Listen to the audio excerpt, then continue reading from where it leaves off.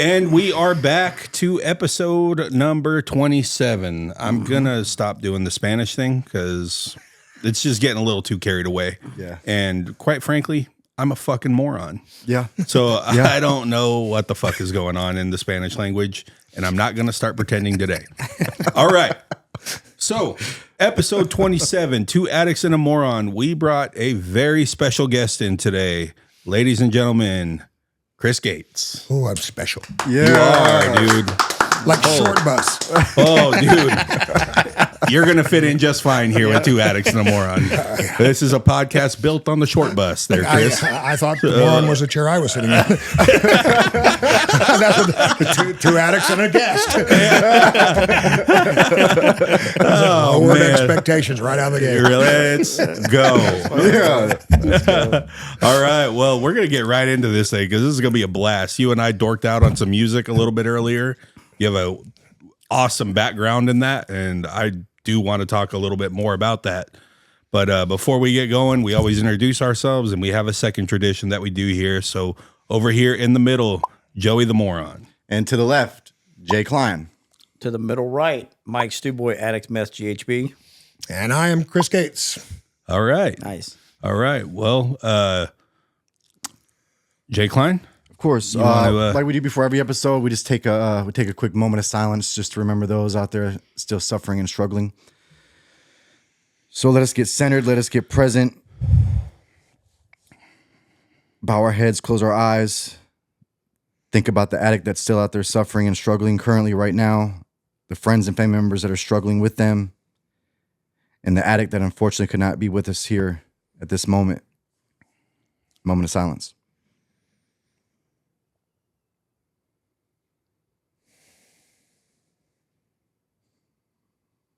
Thank you. Okay. And we brought a pretty wild perspective in today. I just through talking to you a little bit before this, and I really can't wait to get into it. But very simple questions right off the bat is, Chris, how long have you been sober? I have been sober since October 5th of 1998. And as my buddy says, nobody's more surprised about that than me. Yeah. Right? So 25 years. Hey. I'm not going to say 25 and a half because like only people in the 12-step community and toddlers say half. I'm 4 and a half. Yeah. Like, yeah. Well, that is huge. Gotcha. I think you have officially taken the championship belt for years of sobriety of our guests here on Two far. Addicts and a Moron so far. Yeah, for sure. That's amazing. My wife just got 33 years, so I'll always be running a close second. Okay. Hey, as we all will, no matter what, in that kind of a relationship. It is what it is, brother. In my opinion, if you're gonna date somebody who's in the program, it's probably a good idea if the woman has a whole lot more time than you. Yeah. She's less likely to make a bad decision on you. Oh, man. Really, that's for real. Hey, that is sound advice. It worked well for me anyway. That's awesome. And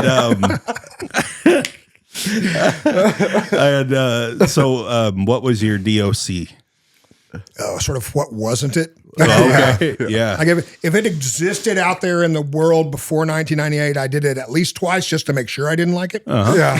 I mean, sort of my history was like it started with weed at 13 or 14 when I started going to concerts, and then I grew up right by the UT campus, so it wasn't hard to find weed. Yeah. And then weed and alcohol in high school because the drinking age was 18, and by the time I was 15 years old, I was 6 feet tall, weighed 190 pounds, and had a beard. So getting alcohol wasn't a problem. Yeah. And then it continued with, weed and beer for years as I began playing music. And then meth came in because I started drinking so much I would pass out, and my friends liked me, but they couldn't get me back to the car. Okay. So the solution to that was not to drink less. It was just to cozy up to the meth guys in the punk scene. And, and then after being awake for 7 or 8 years, I was semi-partnering with this cook, and the DEA came through his front door, and then I left on tour, and long story short, within a couple of months, me and everybody else in LA was doing heroin. And so it was heroin that for the last 9 years. And that was what brought me to my knees.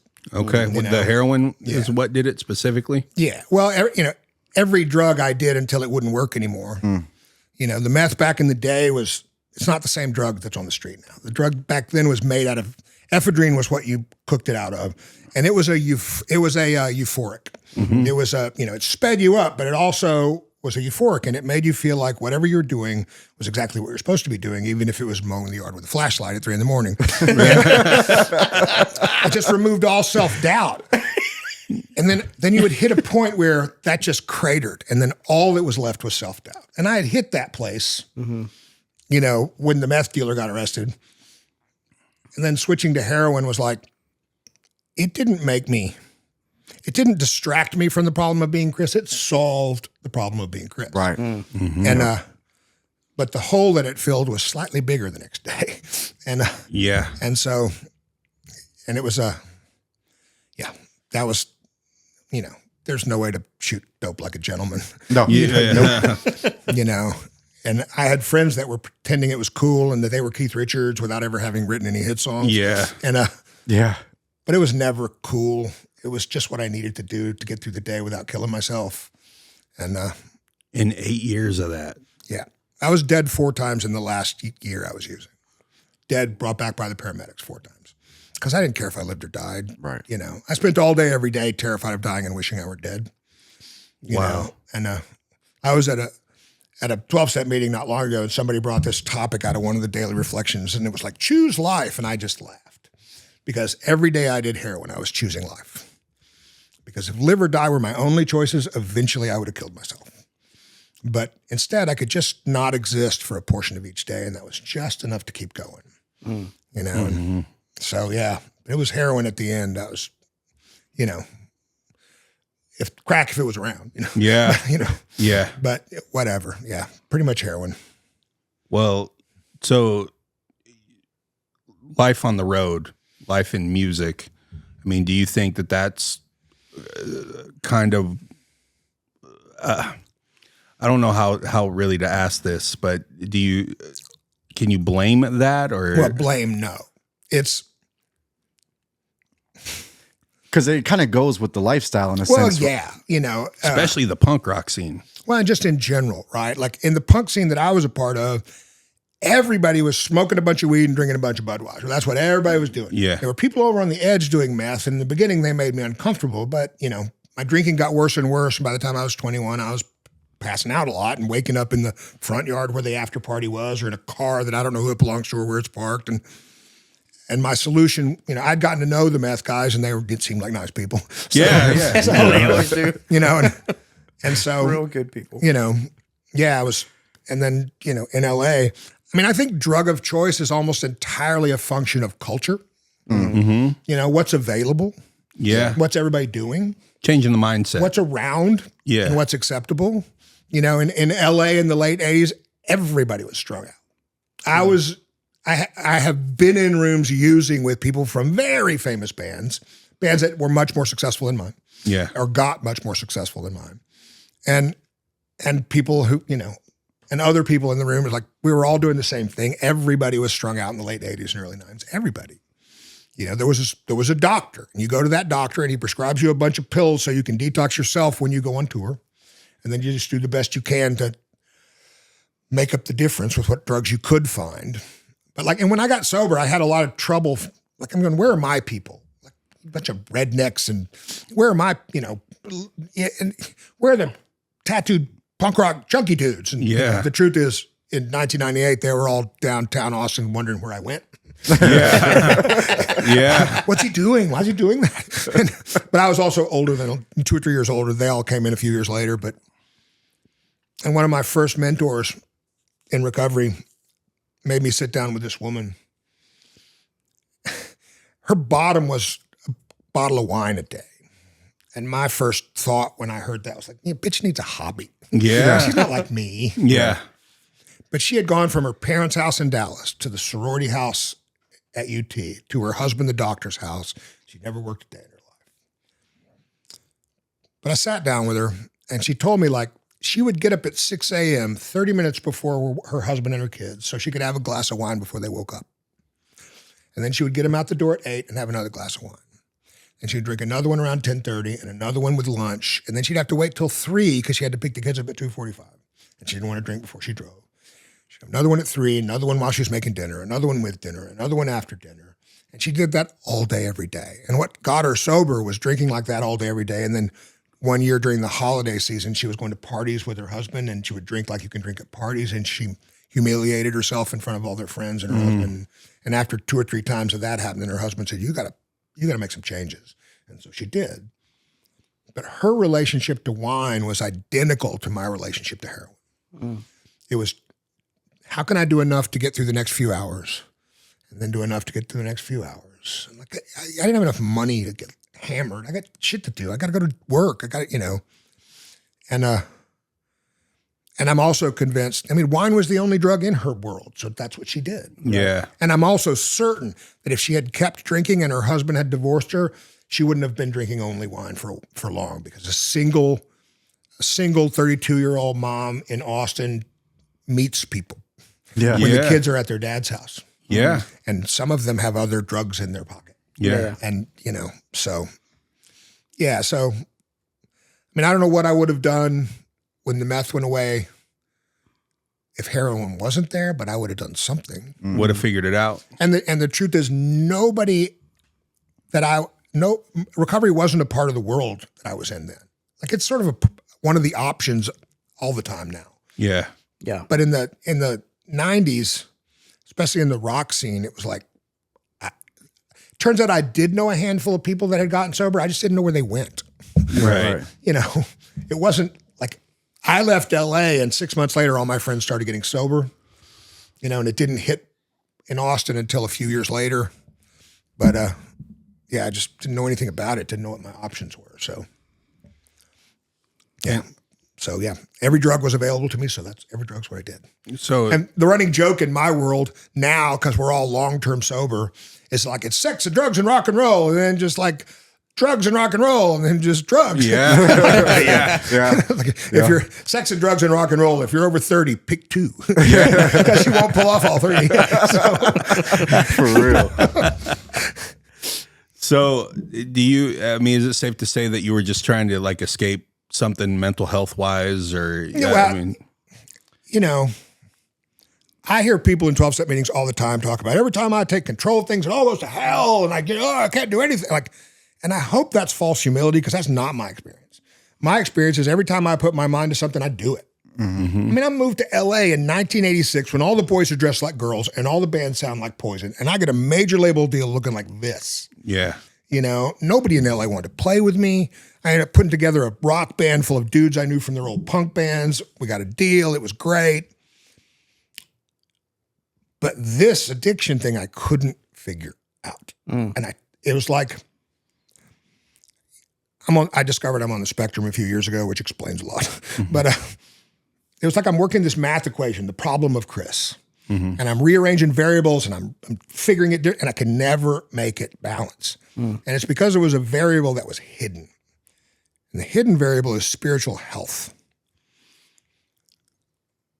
And sort of the fundamental way I think about the human experience is that we all have a spirit. It's just part of being human.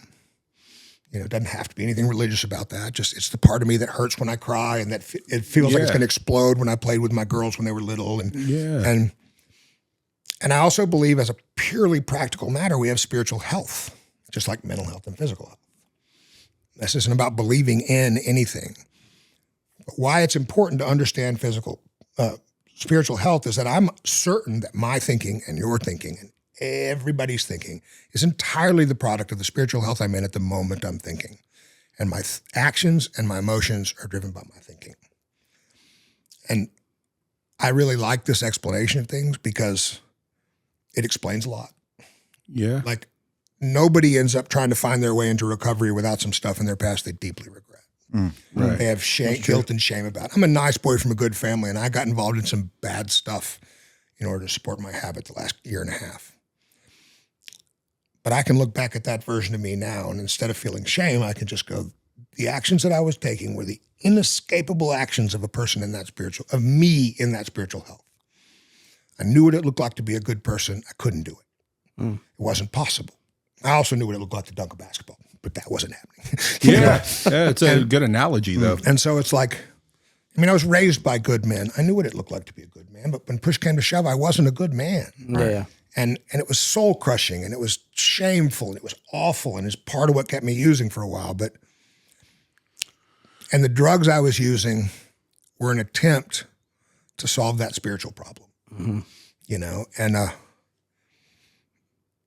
because spiritual and mental and physical are all connected to each other. I mean, we say that all the time: physical, mental, spiritual, body, mind, spirit, whatever. But literally, I see it as 3 globes in the air connected by elastic. And if my spiritual health is not where it needs to be, the other 2 aren't either. Yeah.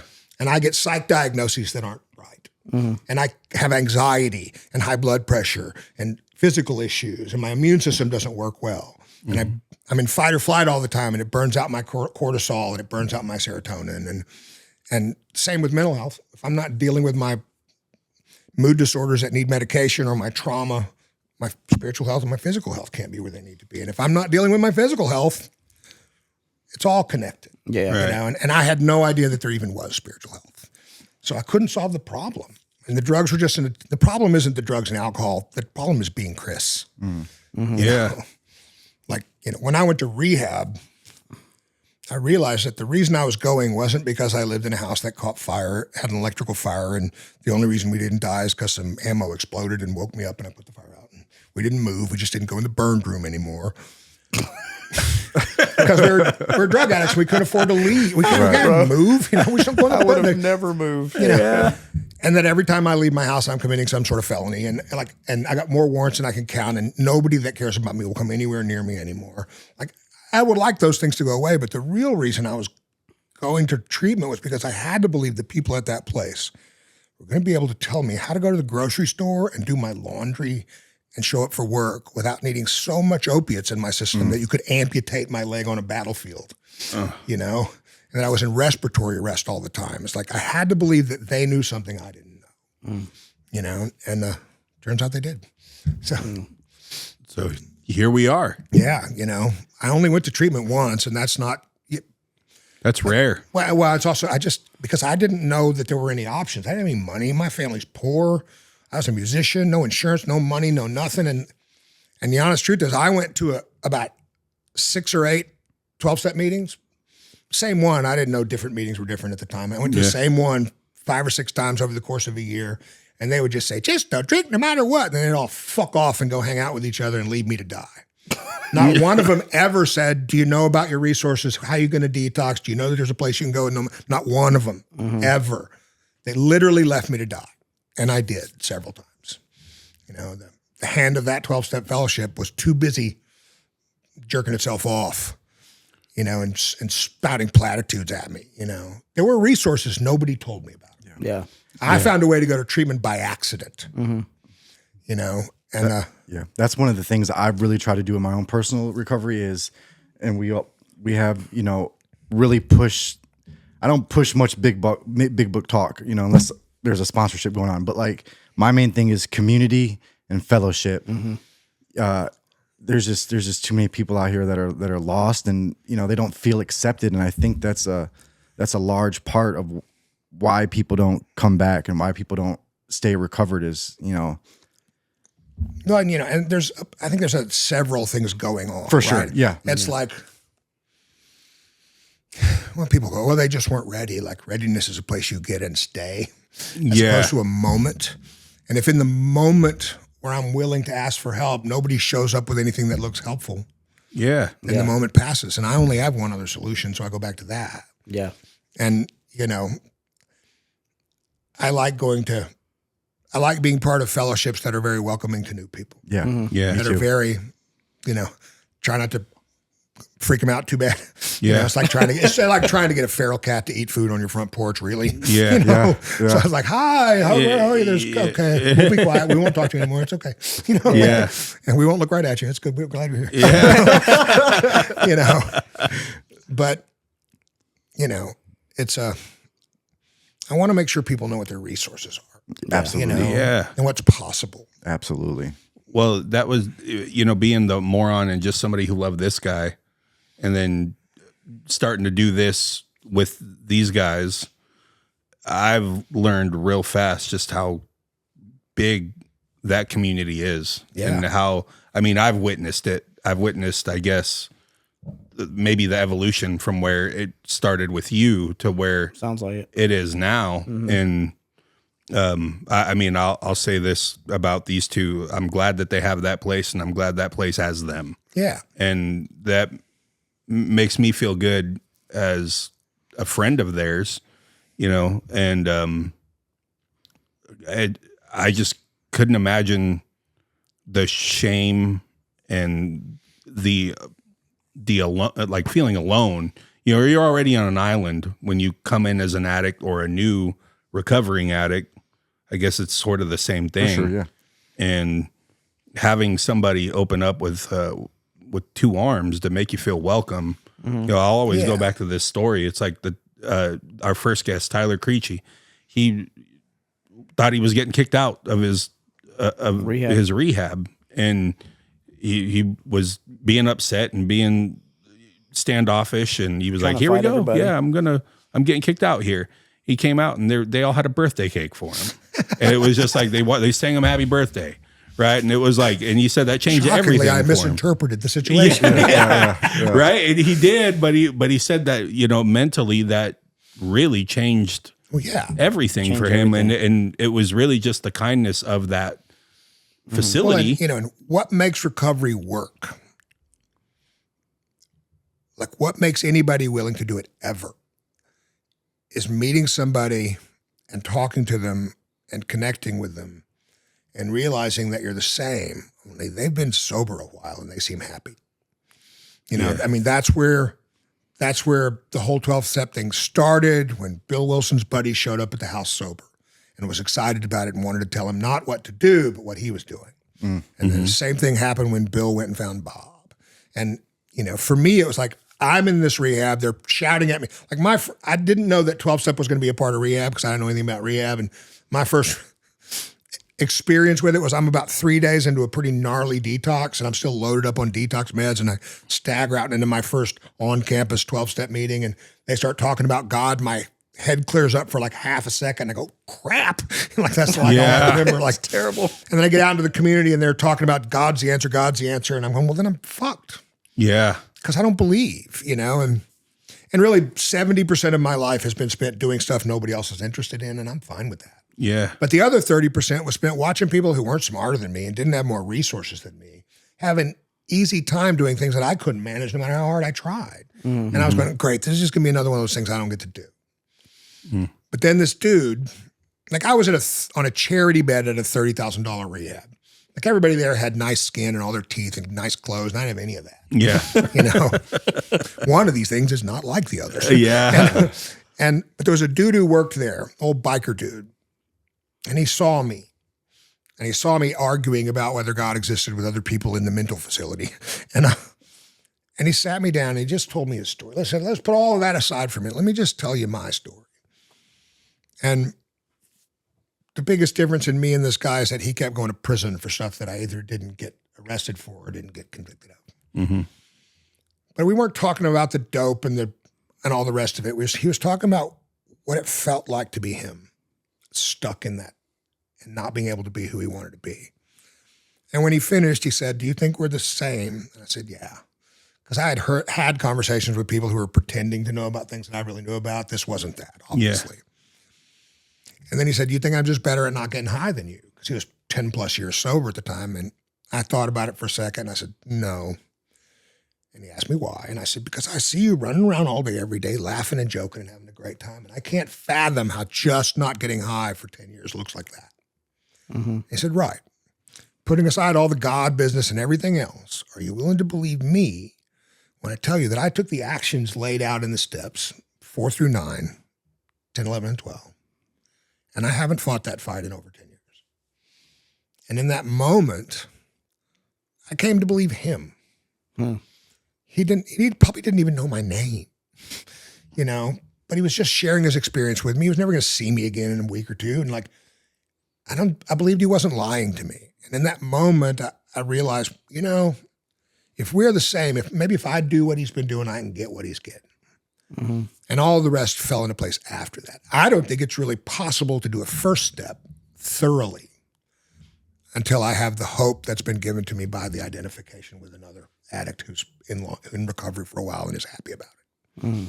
You know I'm an addict. I know it. Yeah. But I can't. Staring right out the fact that when I put the drugs and alcohol in my body, I can't always control how much I take.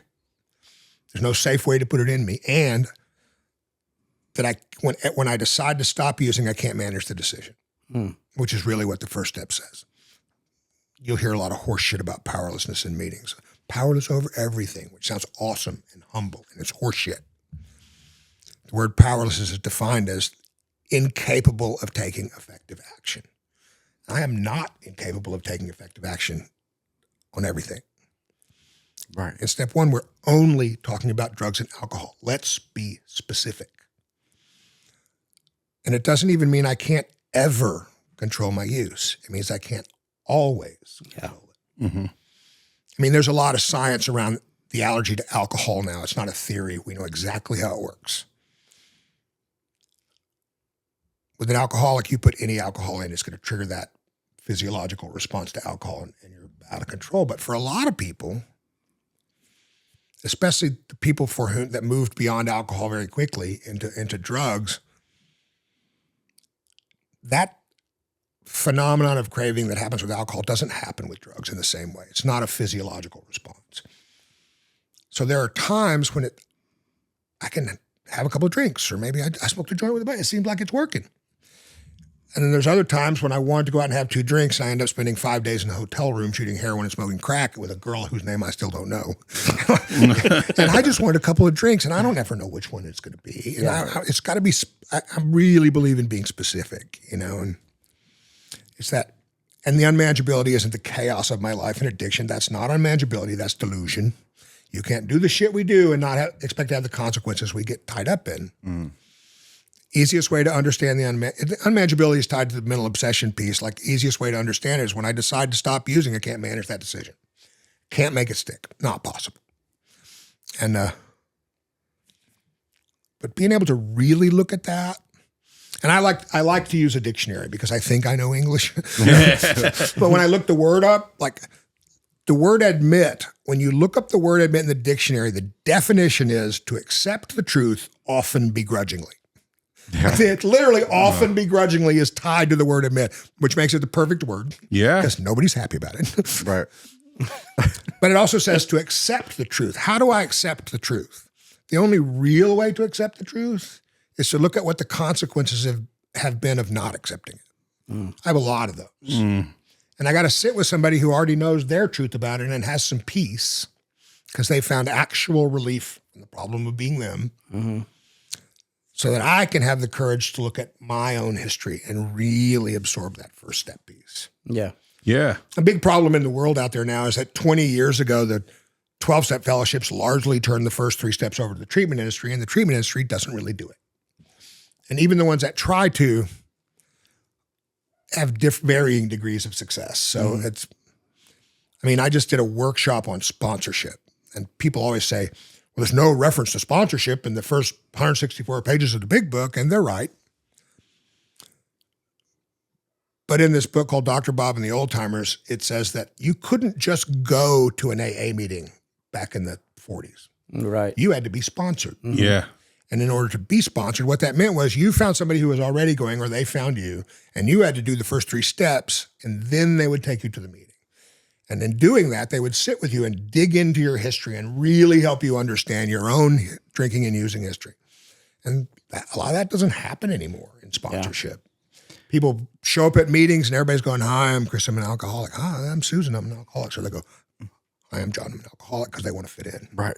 Yeah. And then I've been interviewing a lot of guys for the last 6 months for this book I'm theoretically working on, who have relapsed multiple times. And what I am finding is most of them are like me, where they came in and they said they were alcoholics because that's what everybody was doing. And then everybody said God's the answer, and they went, okay. But they didn't really have any resonance with that concept any more than I did. But it didn't occur to them to ask questions or push back. They just went, okay. And they worked the steps, and they really tried to develop a relationship with this thing that there's nothing, the idea they're working towards, there's nothing there for them. And then something hard happens and they try to lean on it and there's nothing there. And for me, like my conception of all this is much more practical and much more simple and pragmatic. And like I always say that my higher power is more analogous to gravity. I don't even like the word higher. That's a Judeo-Christian model that I don't experience. The power I'm connecting to is it's like gravity. Gravity is a power. But I don't have to be good so I don't fall down. Gravity has rules. We all spent about a year learning the rules of gravity when we were little bitty. Yeah. And then since then, whether we know it or not, we are taking gravity into account every time we stand up, every time we walk, every time we sit, every time we do anything. Some portion of our brain is factoring gravity into that equation. And the only time we become conscious of gravity is when we misjudge or are out of balance. And go, oh, and then we're okay. You know, and my relationship to this power is largely the same now. It took me a couple of years to figure out what balance felt like and what the rules were and how to stay inside of them and what I have to do on a daily basis to stay inside of them. And now the only time I become aware of it is when I'm out of balance. When you get out of balance. When I get angry, when I get scared, whatever. You know, when something's going on that's not what I know is possible, like, oh, something affected me spiritually, I need to go figure out what that was and get back in balance. And in talking to one of these guys, who was like trying to wrap his head around it, I finally said, like, look, man, do you trust gravity? Do you have faith in gravity? Or is your relationship to gravity way more fundamental than that? Because that's how it needs to be with this power. You can believe it is whatever you want. I'm not pretending my gravity thing is right and everybody else is wrong. I mean, if I die and it turns out to have been Jesus, I'm sure he'll be okay with me. Yeah. You know, but it's practical. There are rules. And I can think it's Jesus or Allah or nothing or, you know, 120 years ago, we didn't know what infrared was. Yeah. Yeah. We didn't even know it was there. Yeah. It's entirely possible we'll be able to measure this power at some point, which doesn't preclude it being the coattails of a creative intelligence. What it is kind of irrelevant. You know, if it's solving the problem that I was trying to solve with drugs and alcohol, what it is isn't the right question. Where is it? And how do I get the good stuff? Yeah. It's the same question, you know, and I got to make sure that my ideas aren't limiting what's possible. I was out at treatment center we were talking about earlier, and there were 8 guys there, and we were talking about step 2 in spirituality. And all of them had relapsed multiple times or they wouldn't have been at that place. 4 of them were what my wife and I refer to as North Hayes County boys. Okay. They have the worn out flat-toed cowboy boots from the late 90s and, you know, the rhinestones on the seats of their jeans. Yeah. And, you know, they're good old Church of Christ boys. Yeah. And the other 4 were gangbangers from Houston who had grown up in their grandma's Southern Baptist house. They're all Christians. And they think because they believe in God, they don't understand why. I believe in God. Why can't I stay sober? And I'm going, it's not about belief. 12-step recovery has nothing to do with belief. Obviously, belief won't keep you sober. It's not even about connecting to God. It's about using that connection, using that power to become a different person. And they're going, you can do that? And I was going, oh, you have to. Yeah. Yeah. You know, that's what they used to mean, according to one of my priest friends, by being in the Holy Spirit. That was the point of the Holy Spirit, is to use the power. And they're going, oh, I didn't think you could do that. I just thought I had to believe. I said, yeah, that doesn't work, does it? Yeah. You're here. The program's not based on belief in anything. It's based on firsthand experience with the power the steps connect me to by their nature. And then I get to decide what it is for myself. But any idea not based on firsthand experience is theoretical, or it's somebody else's idea. And like literally the most powerful line in the big book for me is, I need not consider another's conception to start. And every time I had an argument or something I wanted to push back on, it was based on somebody else's idea about what this was all about. I went, oh, I just need to go get my own experience and do the experiment, figure it out for myself. And that's where I've landed, and it works and it's practical. And you know, this whole like spiritual health, thinking based on spiritual health, actions based on thinking, you know, I mean, the way I see it, like I like visual models. Like if you envision a gas tank, like This is full. Maybe this is full, facing you guys. When the tank is full, spiritually, I'm comfortable in my own skin. My thinking is slow and clear. My actions are effective. My emotions are in proportion. Everything's better. Yeah. Everything's right. Yeah. But on a good day with nothing particularly going wrong, the tank starts to drain. And at 3/4 of the tank, my thinking becomes selfish and self-centered and dishonest and frightened because I'm getting uncomfortable inside and everything's getting filtered through that discomfort. Like everybody likes to make plans to get sober once they're high. Yeah. And the reason we do that is because we've solved the number one thing on the to-do list. And now we can get on to everything else. Right. But until I solve that problem with me, I can't even talk to you about the rest of it. And I know I'm killing myself solving the problem with me, but I have to do it first. Yeah. So it's just, being able to understand. It's like, if I don't know what's happening and the tank keeps draining, now I'm at half a tank, my actions become selfish and self-centered and dishonest and fear-based inescapably. Not because I'm broken, but because I'm spiritually disconnected and I don't know what's happening. And if the tank continues to drain, at 1/4 of a tank, the obsession returns and I start drinking whether I want to or not. The mental obsession is a thought. It's a crazy thought, given what I know about what happens when I put the drugs and alcohol in my body. But it's just a thought caused by my poor spiritual health, which means I know what my job is now.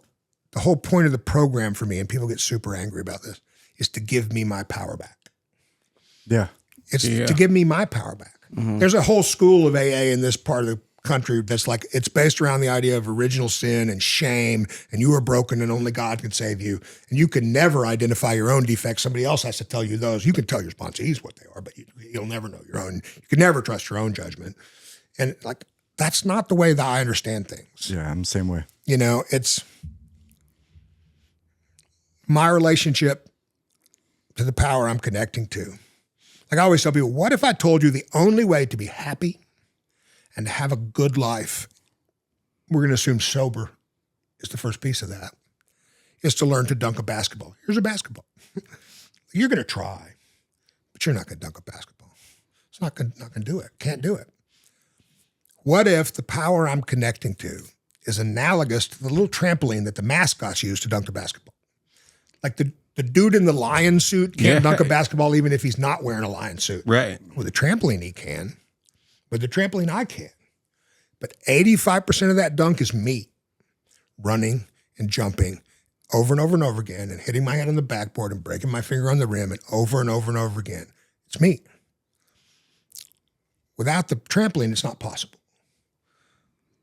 But I got to use my power the way my power is meant to be used. I see so many people sitting around waiting for some deity to make them whole. It's not how it works.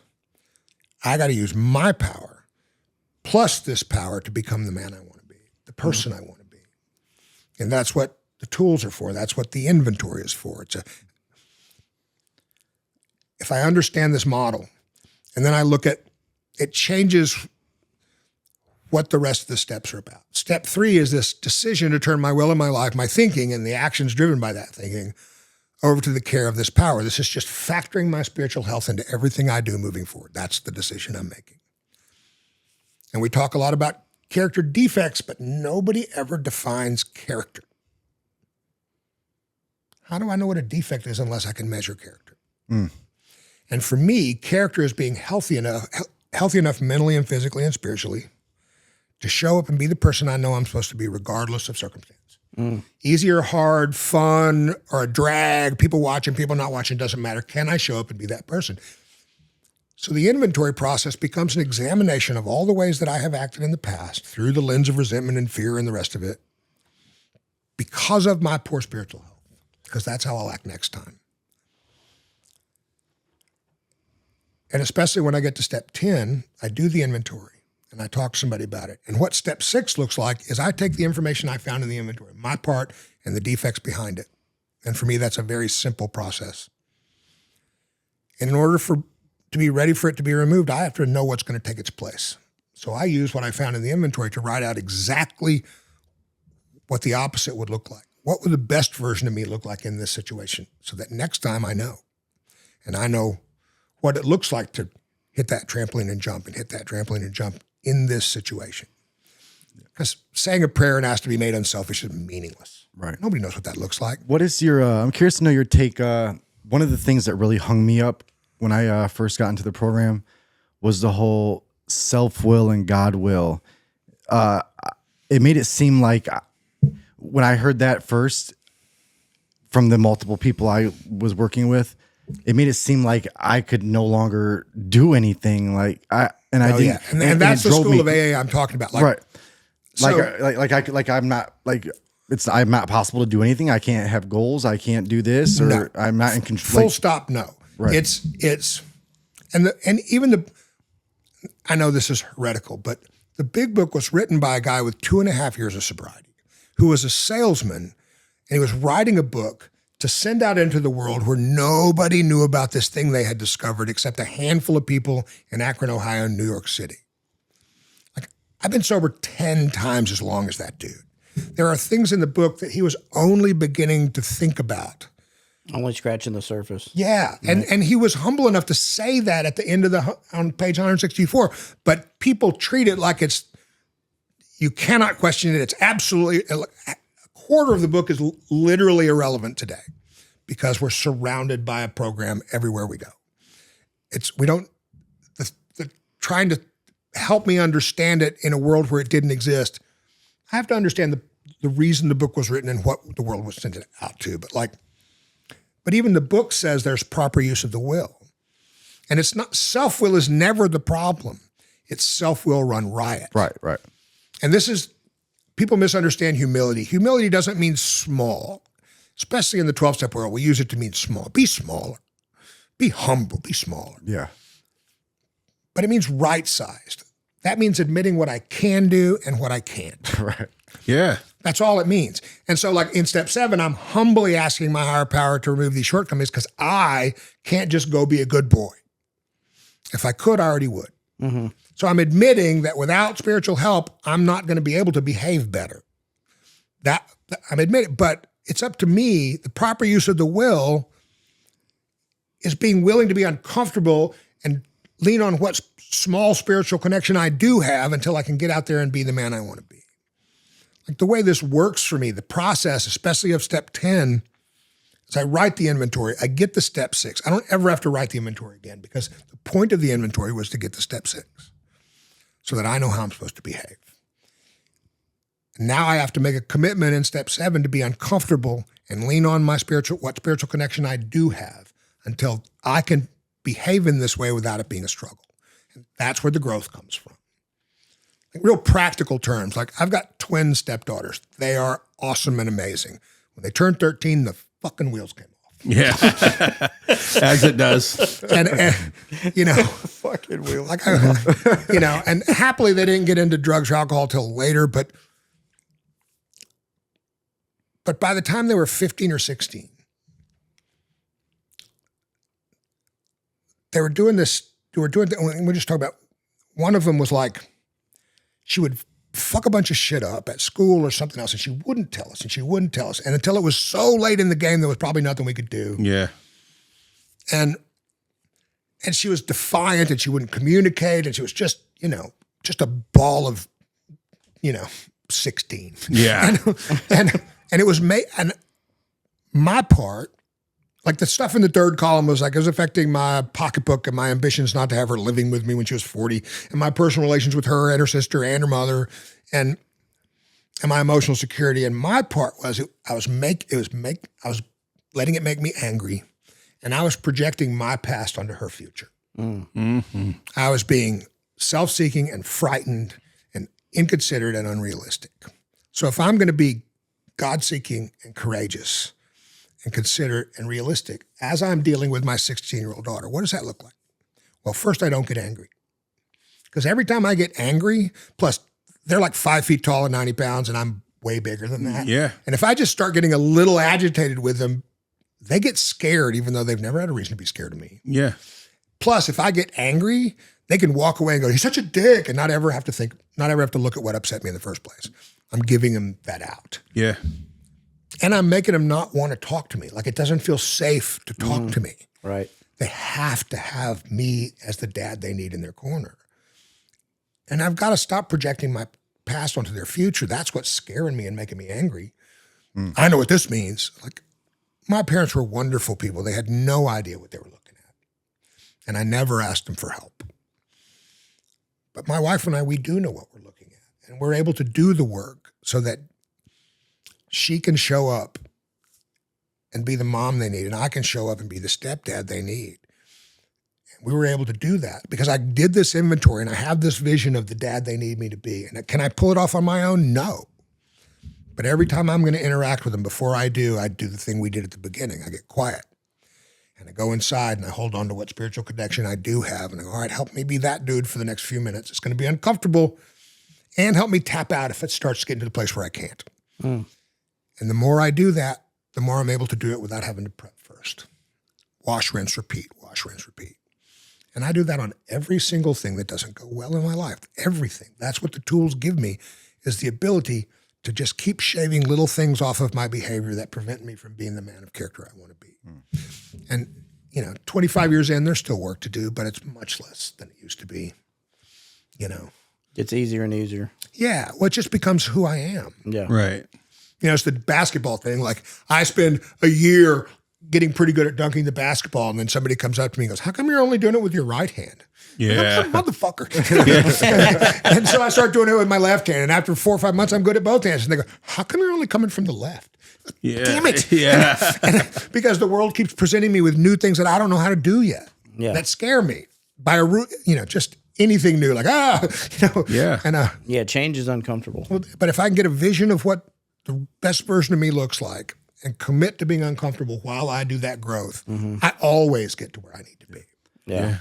Going back just to revert, but so I want to get into like how you got sober, because like me being in the music industry as well, I know this is a different time period. I couldn't imagine what it was like in the 80s, but like that kind of becomes like an identity in a sense, and then the lifestyle goes with it.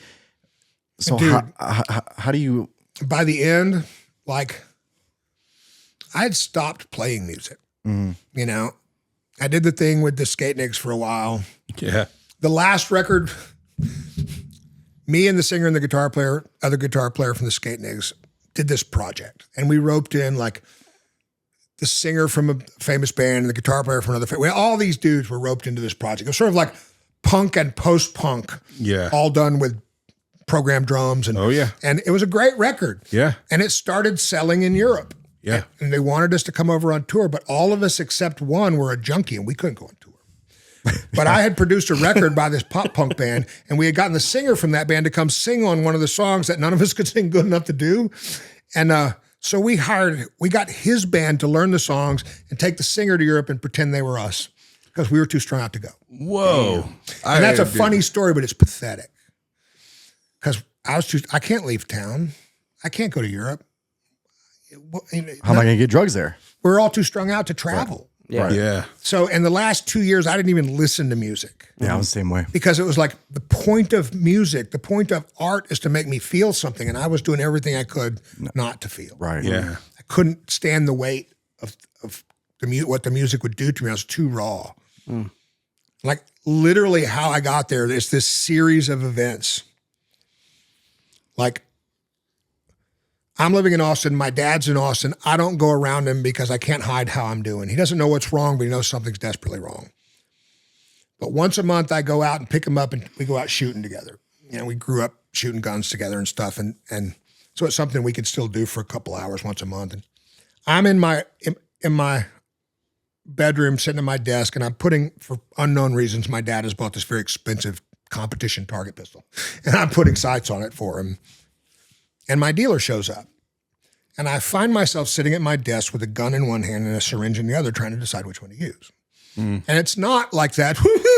Look, I did that plenty of times. Yeah. But just calmly, today or forever, I wonder what I should do. And for just half a second, I had this experience of being across the room looking at my own back and going, how the fuck did those get to be the choices? They are the only choices. But I used to have this big fucking cool life full of possibilities, and now those are the only choices? Yeah. Like, there has to be another way, and I don't know what it is. Yeah. And then later that day, like since I'm a little kid, like I saw the Rolling Stones on Ed Sullivan when I was 7 years old in 1968 and knew in that moment I wanted to play guitar in a rock band for the rest of my life. And it's all I cared about. Music was all I cared about from 7 years old on. And anytime there's anything about music on television, I'm watching it because all I got's record covers and magazines and the occasional concert, you know, and it doesn't matter what it is. Sonny and Cher show, don't care.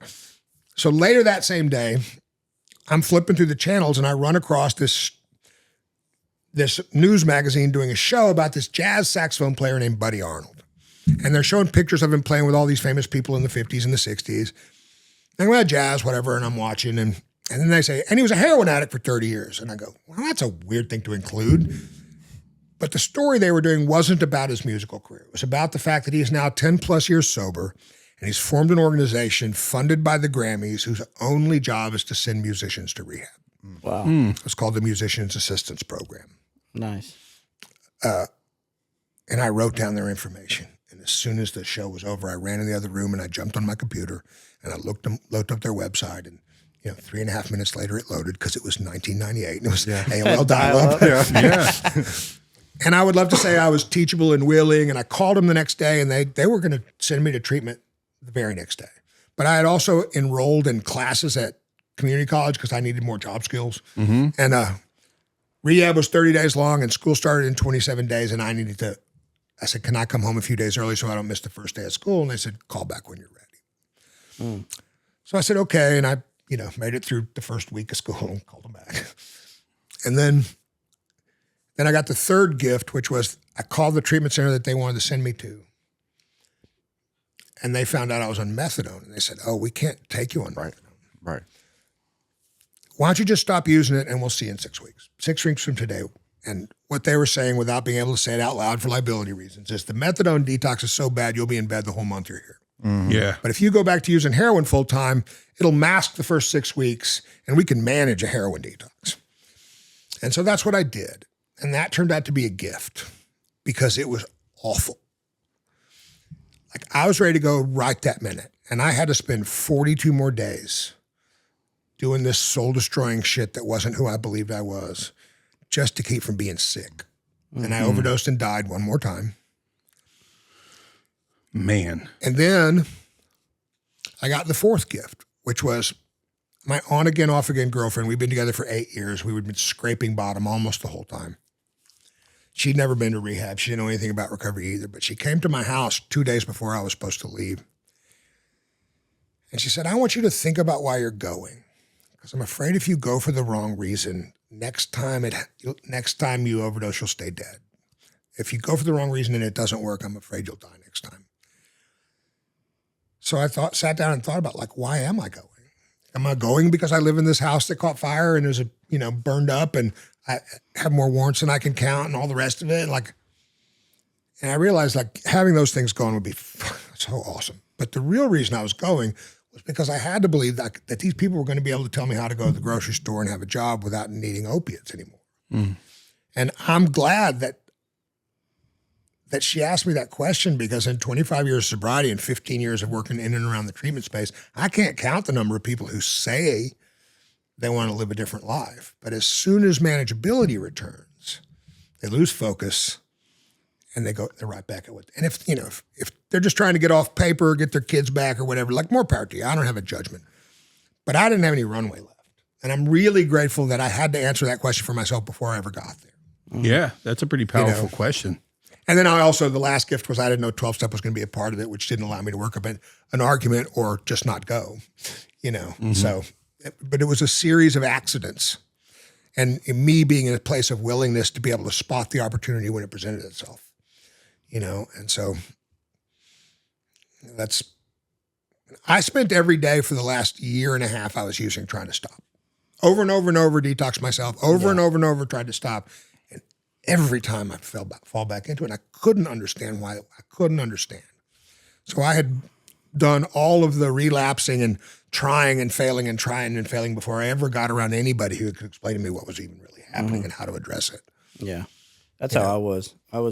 I wanted to stop. I mean, I got to the point to where you get your ass kicked so much, and you're doing so much bullshit, and you're not the person that Right. And you the know word that party you is are. just irritating. Yeah, you know that you like people at work are like, man, you got the biggest heart. And I know that I have one of the biggest hearts. But whenever I'm in my addiction, I am not a good person. No. And whenever I'm looking for drugs or whenever I feel sick or whenever I'm not a good person, and that heart goes away. And I wanted to stop. I just didn't know how. I didn't know it was even possible Yeah. until I got into a program. And it's kind of like what you said, whenever you get that little glimpse of, you have that small window of opportunity. And that's how I got And sober. somebody shows up while that window's open with a something of depth and weight that actually seems actionable. Yeah. Like it's not based on some pie in the sky. You're going to pray and it's going to be fine. I'm like, Yeah. fuck, I'm out. You know, Yeah. if that works for people, that's great. You know, but it needs to be something that with reproducible results, or it's magical thinking to me. And that's what's kept me here, is that I take an action, I get a result. I take the action, I get the result again. It's, you know, and the beauty of that is not only are the results reproducible, they're refinable. I can get better at getting the results, which is good, because if you stay sober for a long period of time, your life is going to get so big that you don't have time to be freaked the fuck out about dumb shit all the time. You know? Yeah. And I need to be good at the daily living stuff so that I'm only really having to figure out the new stuff. You know, and that's kind of what the format of the steps has given me, is these tools for staying spiritually connected, to recognizing when I'm not, when I'm out of balance. You know, like I didn't even know, like I didn't know. You know, I knew something was desperately wrong with me, but I thought if I could just get the drugs and alcohol out of my system, my It'd be thinking would better. straighten up, the blackness in my spirit would go away, but exactly the opposite happened every time. Yeah. You know, it's like I didn't know that there was a way to think about. I wish there was a word that wasn't spirituality, because the minute I say it, everybody thinks they know what I mean. But I don't have the energy to make up a new word. You know, that's why I like to talk about spiritual health, because people don't hear those two words together, so it makes them stop and think. Well, I really appreciate your point of view on this, because we've said it a few times on here. There's no one way to do this. And yours is as different of a way that I've heard. Me too. And man alive, I mean, you use this word, but it's as pragmatic. Well, that's it. It's like I'm a systems guy. Like I want a reproducible system. I want to know what my fucking job is. And like, if sitting around and turning it over and where's God in this actually works for you, that's awesome. But it doesn't look like it's working to me. Like the people who talk about that in meetings all the time don't have lives I want. I didn't get sober to be sober, and I definitely didn't get sober to hide out in some AA club. I got sober to have a big, cool life. Yeah. Sober was just the first part I had to sort out. And this is what kind of, to your point about self-will and how do I have plans and all the rest of that, is like, the beauty is once I realized that the problem of Chris is a spiritual problem and it's only solved by connecting to a source of spiritual power, it frees me to pursue anything I want as aggressively as I want, as long as I don't think it's going to give me that. And that's what step 10 is for, is because I will get confused. Yeah. You know, it's like, you want to be famous, go be famous. As long as you don't think it's going to fix the problem of you. You want to get rich, go be rich. You want to get in a relationship, go get in a relationship. As long as you don't think it's going to give you anything spiritual, because it won't. That only comes from whatever this power is. You know, you can call it what you want. You can understand it through any lens you want. You still need to know what your job is. You know, and I was talking to somebody not long ago, because I had been in the meetings I go to, they don't do this. This like, where's God in this? Or just turn it over, you know. But I had gone to this meeting to meet somebody that's not a meeting I regularly go to, at a clubhouse. And I heard people saying that shit. And what I was hearing from them, somebody was talking about their problem and they were scared and they didn't know what to do. And people were going, well, you just need to turn it over to God, which basically means I don't know what to tell you. I don't have any tools either. Stop talking to me. You're making me uncomfortable. Yeah. I'm shutting you down by saying God. Yeah. It's like, fuck you. You know, that's not helpful. I fall in that same trap too. Well, everybody like Pray about it. Well, and the problem is culture is self-perpetuating. Like I hear things in meetings that I know this person is saying for the first time, but I've been hearing for 25 years. Right. And people just repeat shit without wondering what it means or where it comes from. And it's a game of telephone around something they don't understand. Because I like listening to myself after the fact because shit comes out of my mouth and I don't even know I said or where it came from. And like I was doing a workshop about relationships or about steps 10 and 11 and 12 as a daily practice, which a lot of people just don't do, at least not the way I do it. And I said this thing that I had to go back and listen to because as it was coming out of my mouth, I was going, that's interesting. But what it was that the point of the program and the steps isn't to give me tools so I can solve my problems so I can go back to sleep. The point of the steps is to give me the tools so I can stay awake and present and be comfortable with it, even if it's uncomfortable. Like, I love the fact that half of our society is angry about people who are woke because they just want to go back to sleep. And their betters keep shaking them and going, there's shit to be afraid of. No! It's like 1% of the population is different from you. You should be afraid of them. And it's like, but they just want to go back to sleep and sleepwalk through their lives and not be afraid of anything. And I get it because culturally we're insanely spiritually adrift. You know, as the byproduct of things that have begun happening at the end of World War II, the culture has just gotten more spiritually adrift with every generation. And the things that used to feed us, things like family and community and church community don't anymore. You know, like families didn't break down because society got mobile. Families broke down because 5 self-centered people in a house is easy to walk away from. Yeah. You know, baby boomers, people coming out of World War II that were starting families had just lived through the insanity of the Depression in the 30s and this awful war and the weird rise of communism and the fear around that and the nuclear, weapons and all the rest of it.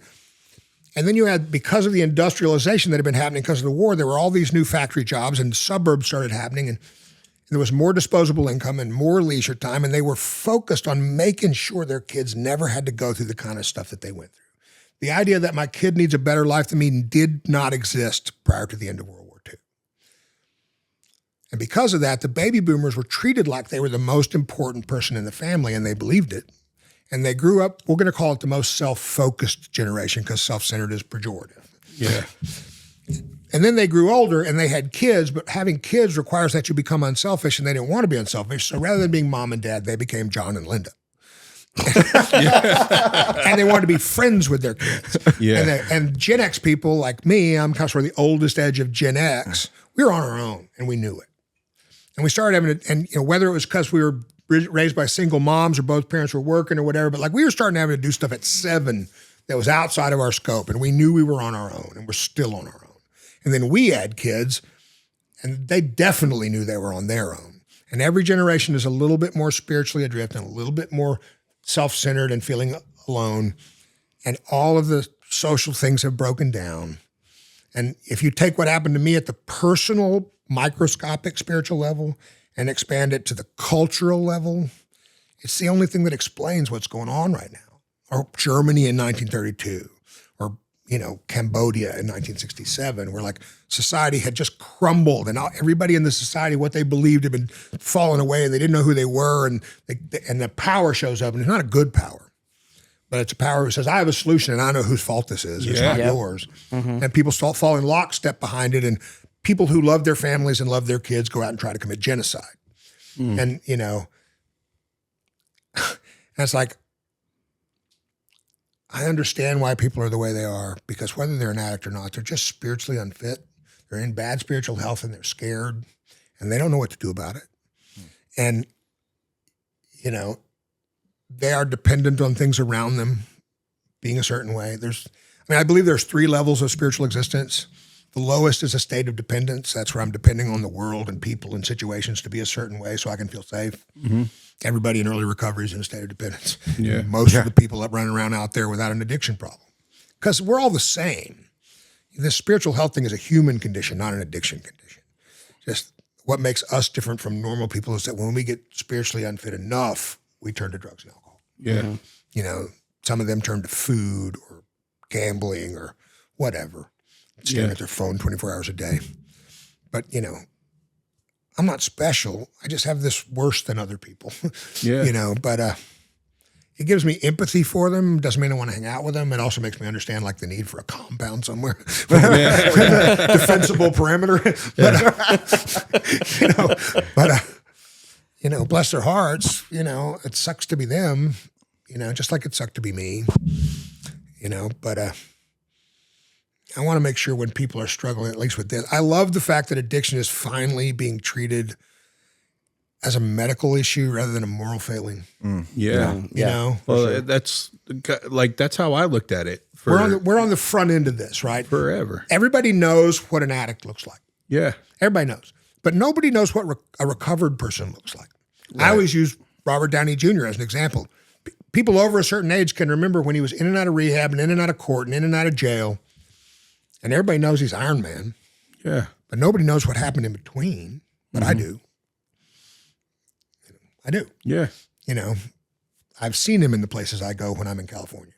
Yeah. And that's why I'm a real big proponent of this sort of movement that's out there to start identifying ourselves as people in recovery. Maybe not members of a certain fellowship or whatever, but Right. I'm a person in active recovery. I'm a person in long-term recovery. Yeah. And I like the phrase active recovery because it gives the newcomer something to say when they haven't been sober long enough to say long-term.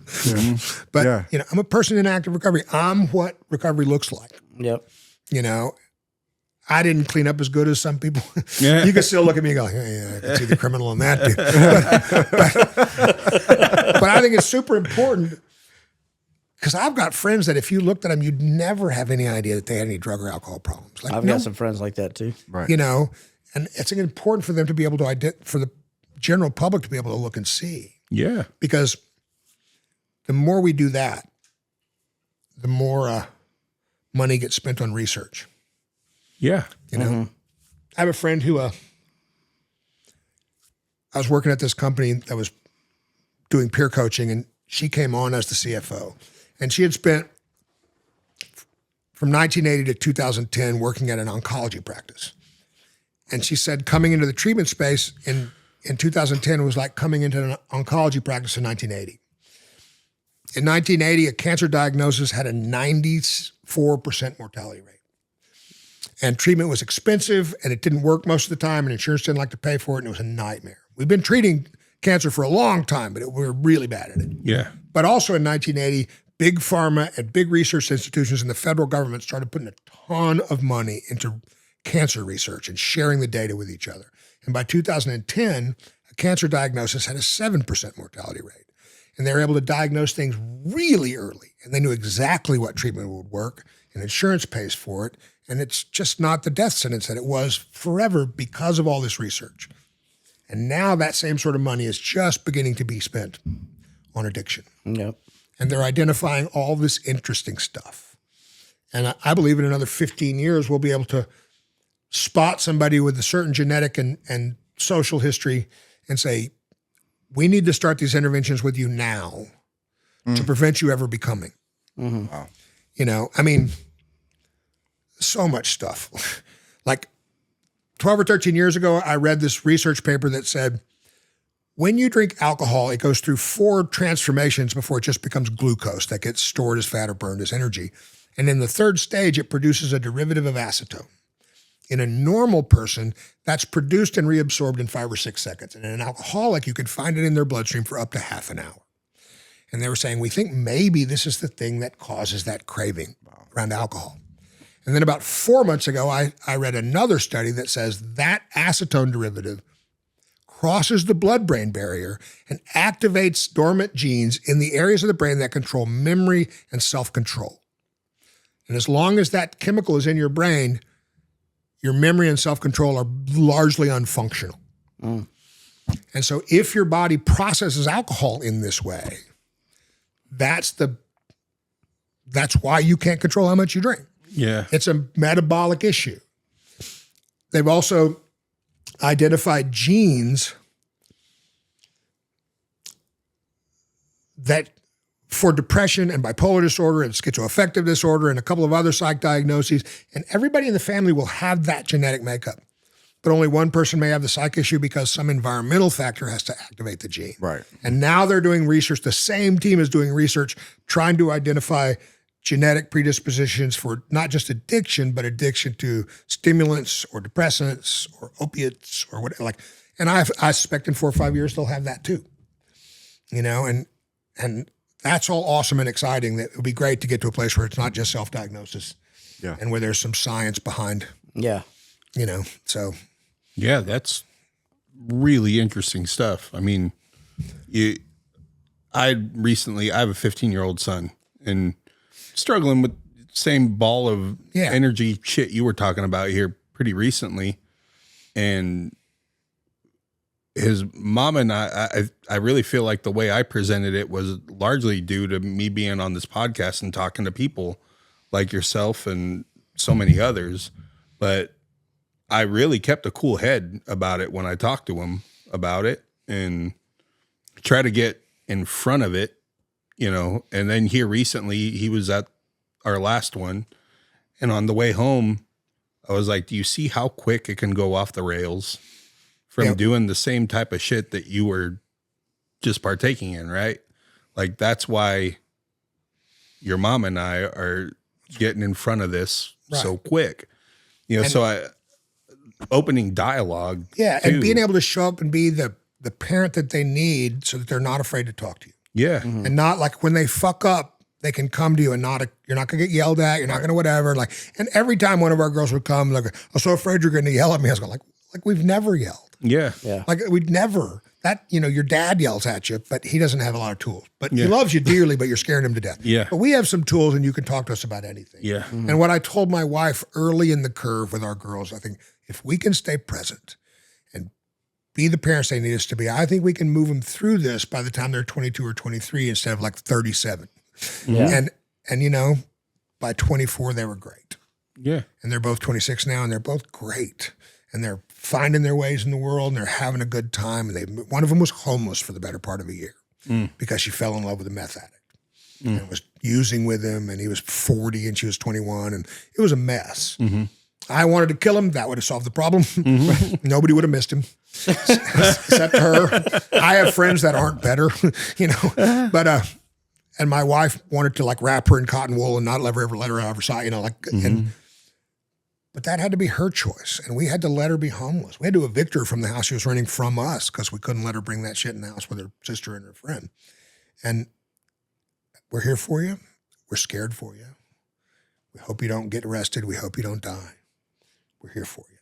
And fuck, that was hard. Man, alive. That's what I was going to ask because so hard. I got a 9-year-old and I know that we don't want to enable, but I know with my daughter, if she came to me with that, it would be so fucking hard. Yeah, but it's like if I do it for her, if I force him away, she won't learn anything. This is a lesson she has to learn. Yeah, it's those ass kickings that you need to get. But she has to know we're here. And like the beauty of it was, first she stopped, like he was squatting in an abandoned apartment. And finally she came home and we didn't say you have to break up with him, but you can't use while you're in our house and he can't come here. You can go see him if you want to. And after one more abusive event, she was at home crying and I was there, just the two of us. And she knows my ex. I spent the first 2 years I was sober trying to get my ex sober and I couldn't do it. And I had to let her go and let her die. And she didn't, but she didn't start taking any responsibility for her own recovery until I stopped trying to help her. And my daughter knows that story. And I reminded her that the only way I was ever able to finally get away from her was change my phone number. Because if she called, I was going to answer. I didn't have the ability to not answer. Yeah. Wow. And so I changed my number and she paused for a second and said, can we do mine right now? And so the two of us went in and we changed her phone number and we burned down all of her social media and her emails and everything else. So he couldn't call her because if she was presented with that, I'm dying, please come back, she would have gone. Yeah. And it was so hard. But by not letting my fear take me over and being the dad she needs from me, we were able to have that moment and she was able to make that and it could have gone another way, but so many of the kids, I'm doing a lot of coaching now and stuff, and not just with people in recovery, but so many of the young people I work with, it's like they're raised by parents who love them and tell them they're special and they're smart and they can do things, but they never let them do things.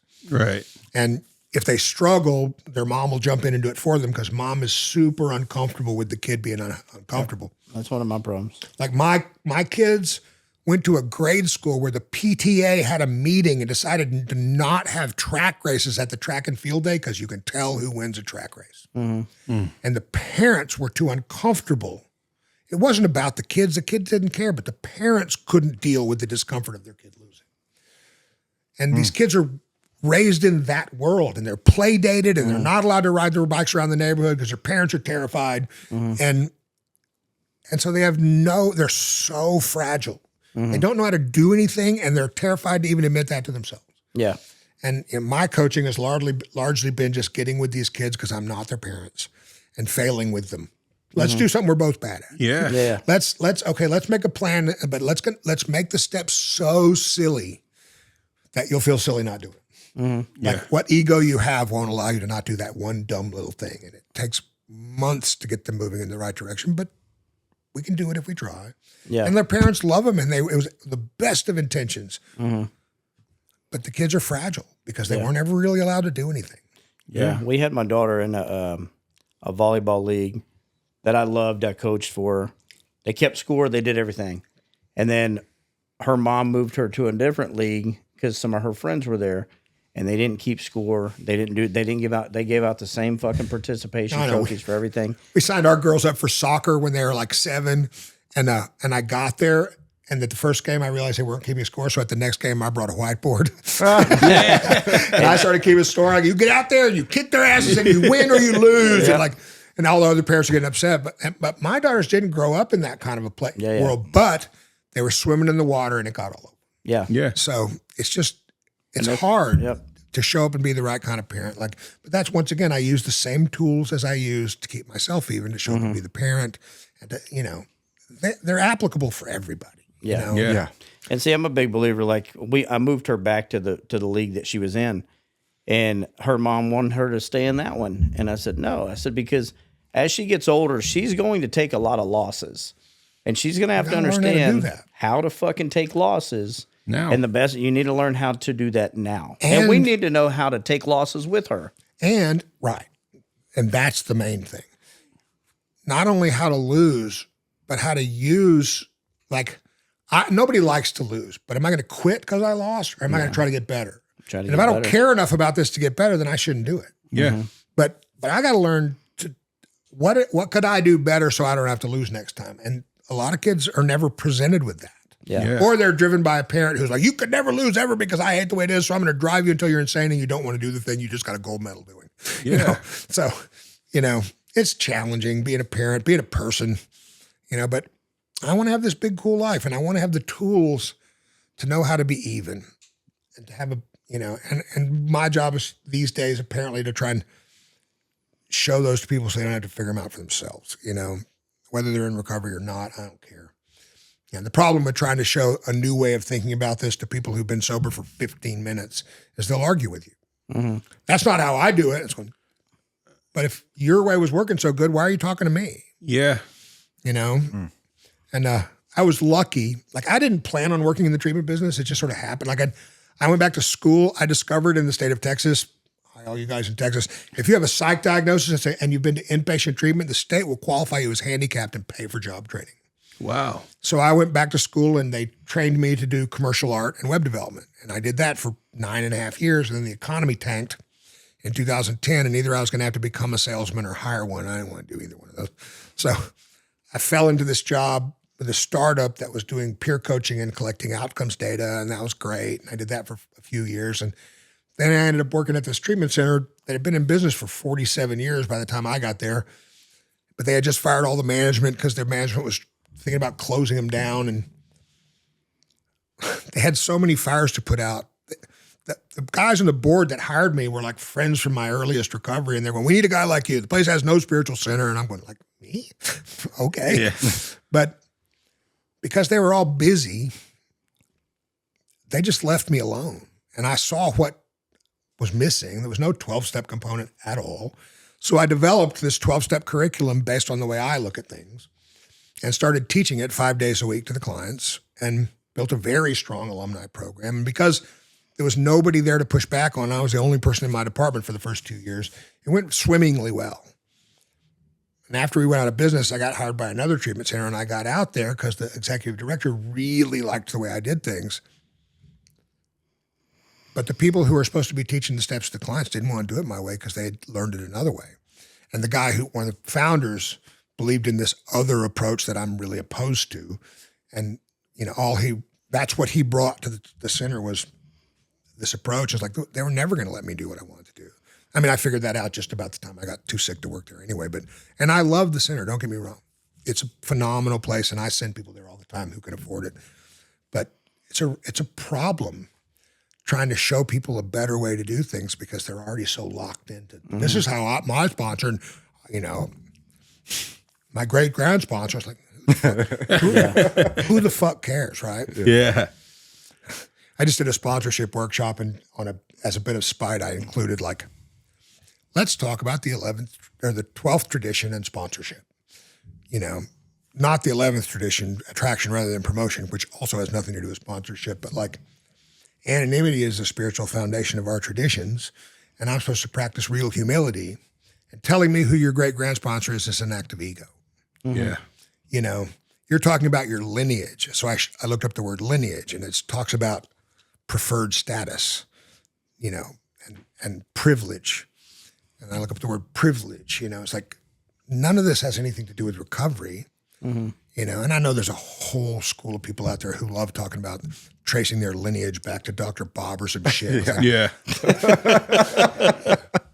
Am I supposed to care? Yeah. I don't want what you have, So, I don't know who my grand sponsor is. I don't know who my sponsees sponsor. I don't care, so. Yeah, it doesn't matter. No. I think that's a big problem with a lot of people is they think that there's only one way to do the shit, and they're not open-minded enough. They have too much ego to be open-minded enough. Well, they're just scared. I got a new sponsor when I was a year sober because my first sponsor was a great guy, but he wasn't that good at the steps. And I found this guy who really had a life I wanted, and he was really still interested in his spiritual growth. And he locked me into this great practical way of approaching the steps. And then he gave me The Power of Now by Eckhart Tolle, and it made me angry. I'm reading the book, it's making me angry. And I'm going, this is a very weird response to a spiritual book that I'm getting angry. So I stopped and I do what I do, and I'm sort of analyzing what's going on. And I realize, I've gotten real comfortable with the spiritual language I have learned in the recovery world. Mm-hmm. He's using a different language, and that feels threatening to me. And so I get angry and defensive because that's where anger and defensiveness come from, is feeling threatened. So anytime you present somebody with something that's outside of how they understand it, they get defensive about what they're doing. And there's this movie called Dogma.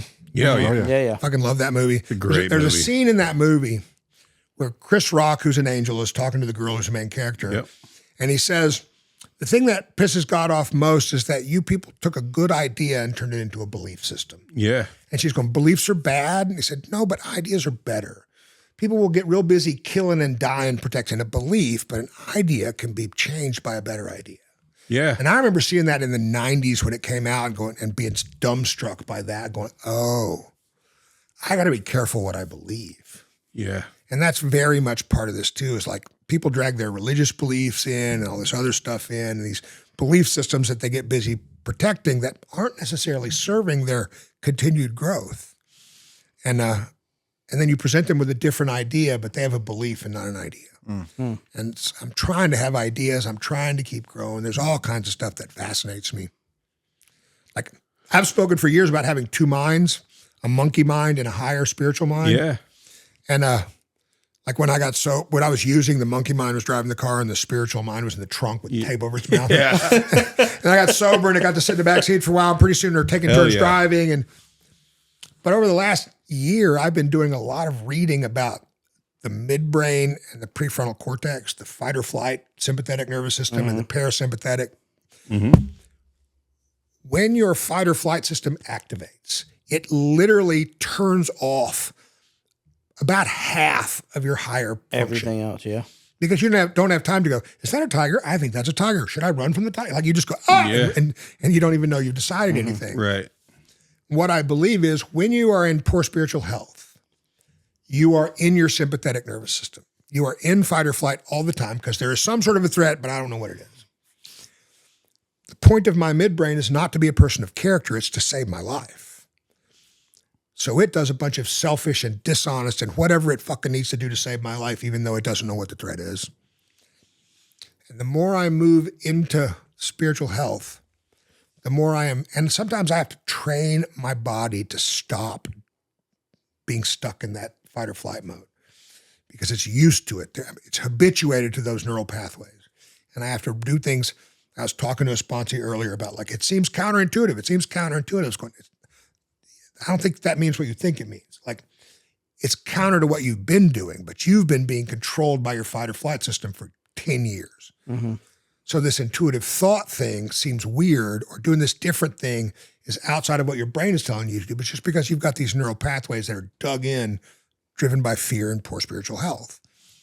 So like, I'm having these magical intuitive thoughts. It's going, no, it's just your prefrontal cortex is finally free to think Yeah. because it doesn't feel threatened all the time because you've built your spiritual health. Like, how fucking cool is that?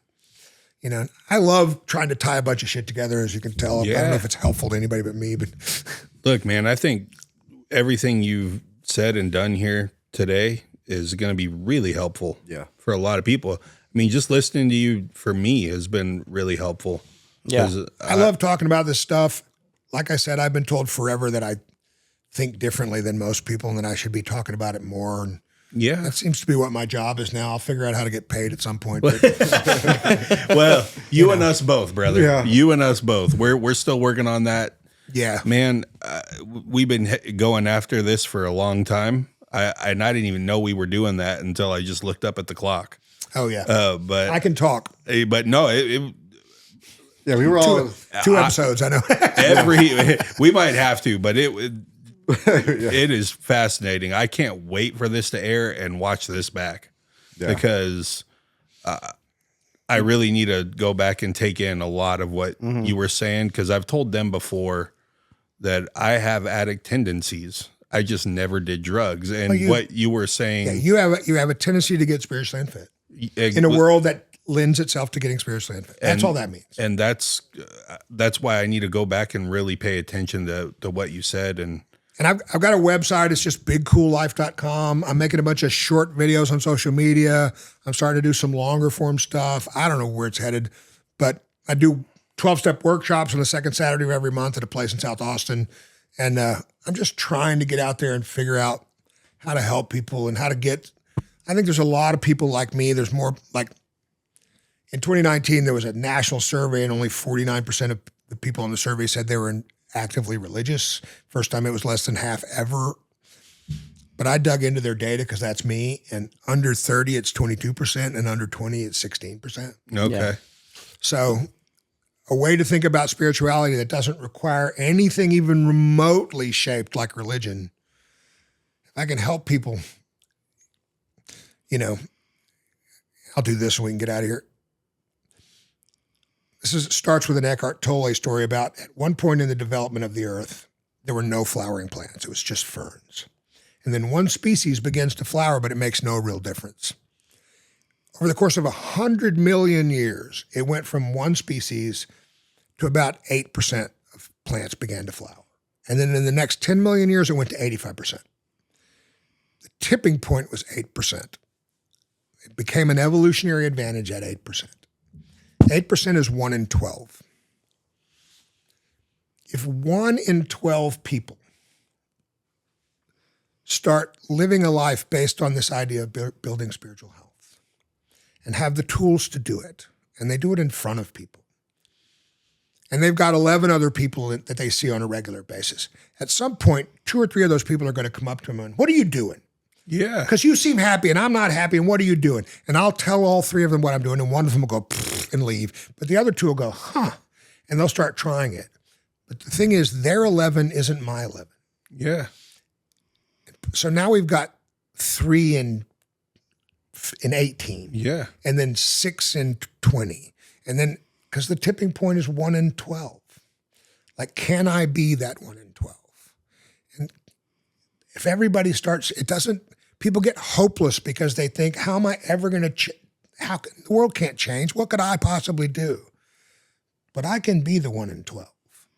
Whether it's in the recovery community or in the community at large or whatever, I can be that 1 in 12. All I'm doing is trying to have the best life I can have and doing it on purpose right in front of people. Yeah. Yeah. I mean, And we are at this place in our culture where everybody is desperate and searching, and people have forgotten what happy feels like. That's right. And they've forgotten that they don't have to be angry or afraid, and that it's possible to have hope even if you're not feeling it. But it takes that 1 in 12. It takes that dude at the treatment center talking to me. It takes me being that guy right in front of people. You know, and I think everybody's born with a talent. You know, when I say talent, I just mean something that's so easy for you that you have a hard time reconciling that it's a talent, yeah. but that other for people sure. can't quite do as easily. And apparently mine's talking about this stuff. Yeah. I never talked before I got sober. I was just a sullen songwriter, guitar player. Oh, You know, I know a lot of your music, man. You're a talented musician too. So I'm fascinated by this. yeah. And I keep thinking about it, and it keeps being more interesting, and I keep making connections, and I keep being fascinated by it. And Yeah, it sounds like you're the kid in front of the Ed Sullivan Show again, yeah, all 100%. over again. 100%. Yeah, so, Yeah. so It's like every time I'd hear a song that I really loved, I'd make everybody listen to it, and this is just the best song ever. yeah, You know, and it's not just an addiction story. Like, this math works for everybody. yeah, We all have the same problem. We're all humans. Yeah. You know, I don't even talk about being an addict. That was just my solution to something that had gotten so bad that I had to have a way to not be me. But this is the human condition. And I think if 1,000% of the people in this country, that's 3,500 people. If I could help 3,500 people who think like me and who are never going to hear some yoga teacher or Eckhart Tolle or Deepak Chopra, but they can hear the old tattooed punk rock dude. Okay, Yeah. it's a lot more relatable too, brother. it's worth doing. Yeah, And there's probably more of me out there than I think. I'm certain there is. You got one sitting over here, man, in the I corner. have a history of getting to the party early. Yeah, Oh man. I am the party. I'm the first Well- one fucking here. Figuring stuff out before other people are going, just making shit when I can't find it. So, well, keep making shit, my friend. And look, anything that you're doing, I extend this to a lot of people. But if you need the Two Addicts and a Moron to show up or anything that you need us for, we're happy to do it. Awesome, And hopefully this platform helps you find those other 11 people, Yeah. my brother. if anybody out there is interested in like learning more about what I do, go to the website, send me a message. Let's talk. Cause I do coaching. I do all kinds of stuff. How do they find you? BigCoolLife.com. Great website name. Yeah. It's a got great a social fucking media? website. Yeah. I'm on Instagram and Facebook and TikTok. It's all Big Cool Life. Big cool Okay. life. Big Yeah. cool life. That it is. Well, let's go. Episode 27. It was a you go. doozy. Yeah. It was a fucking This was doozy, a good man. one. You got my head We spinning. came in a lot different angle than Sometimes well, talking to me is like trying to get a sip of water out of a fire hydrant. Well, I stood in front of it, man, and I got a drink. So We're going to call it refreshing. Indeed. Yeah, I definitely want to watch this one back Yeah. because there's a lot of shit that you said that I grasp, but it's over my head right now. Well, and we'll just keep moving. But you when know. I go back Yeah. and listen to it, I can kind of dissect it. 100%. the I can beauty say, of video wow. is you can rewind. Absolutely. Well, just like that, Thanks Two for Addicts having and a Moron, episode 27. Our man over here in the corner. Thank you so Chris. much for coming, brother. Thank me. you, Yeah, my Chris. pleasure. Thank you guys. so much. Two Addicts and a Moron, over and out. Anthony Mitchell, shout out. I got the chops for you. Let's go.